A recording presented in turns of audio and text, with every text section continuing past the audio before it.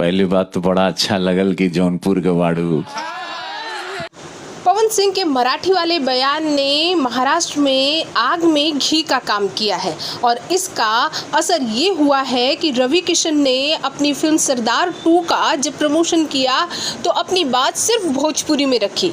इसका एक नमूना पेश है आपके लिए। तो सुना आपने, रवि किशन ने सिर्फ भोजपुरी में बात की और उनके भोजपुरी वाले अंदाज को अजय देवगन देखते रह गए।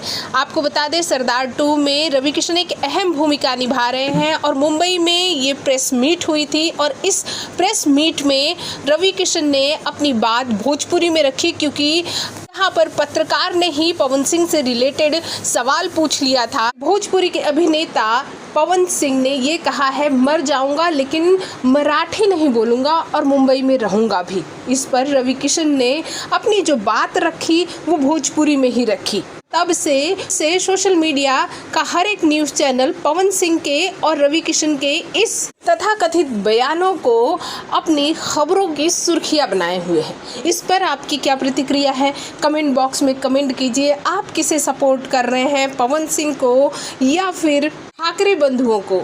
जी ज़रूर सपोर्ट कीजिए। सपोर्ट की सभी को ज़रूरत है।